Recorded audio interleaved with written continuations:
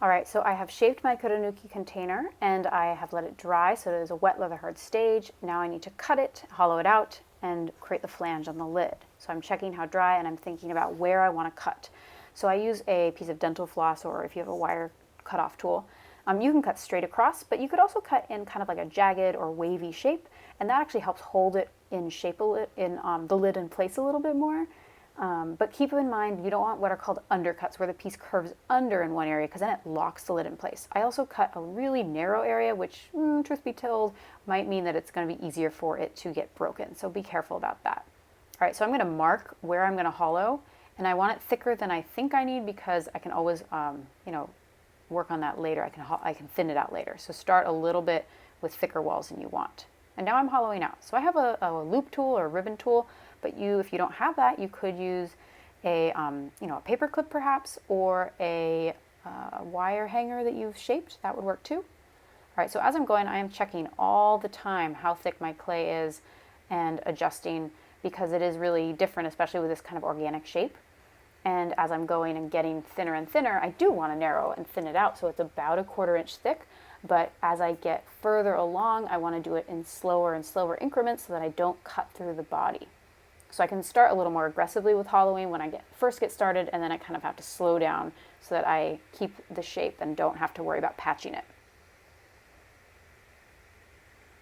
So now I want to compress the inside by smoothing my finger around in there, and then clean up the outside lip where the lid is going to sit with my wooden modeling tool. A popsicle stick would work here too, or I'm sure any other kind of flat-ended thing. A old gift card or credit card also works well here, which if you've watched any of my videos, you know I am a big fan of that.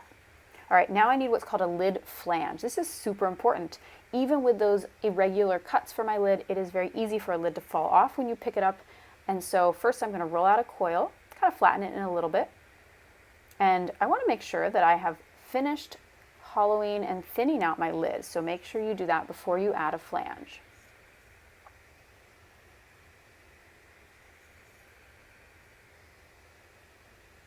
So a flange just helps secure your lid in place, because once your piece is made, if your lid is broken, it's very hard to create a new one. So I'm stretching this out a little bit more, and I want to have a flange that's going to sit about a 1/4 inch to a 1/2 inch into the body of my container. So keep that in mind where you're attaching it, how far down it's going to sit. If it really only sits a tiny increment, it's not actually going to do its job. So here I am scoring, right? So scratching both the connection point of the lid itself and the added flange. And then I added some slip, and now I'm going to wrap this around and attach it on the inside of my lid.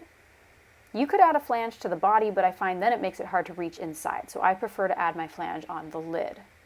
So now I'm checking the fit and adjusting. Does the lid not go in, right? Is the flange sticking too far out? Is it so small that it's not working, right? So I'm adjusting all of those things, and then making sure that I compress the clay together and seam it and seal it so that it has a good adhesion and joint so that it doesn't crack and fall off.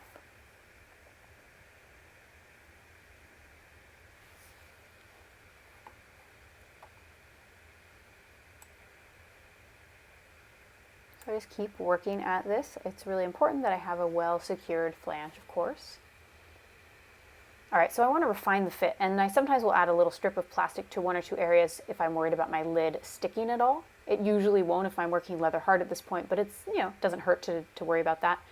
So I'm making sure that I have a little bit of what's called play. So I do want it to wiggle a little bit, because when I glaze the body of my piece, that glaze will add a little bit of thickness. So if my lid is super tight, so it's hard to put on and off, with that glaze added, it probably won't go back to being functional anymore. The lid won't fit. So you want a little bit of wiggle, but not so much that it's like sliding all around on there. So checking and adjusting so that you can wiggle it a bit. And now I just want to adjust the overall shape if it's distorted as I was shaping it, because that does happen. That's why I don't want my piece to get too dry, right? I want it at just that right state of wet leather hard. And see, it's got a little bit of play. I've adjusted the fit, and I'm good to go. When you're all the way done, you can add, of course, any embellishments on the outside, but make sure you let it dry really slowly. Keep it wrapped up so that the hydration levels of your clay can even out from any slightly thicker areas.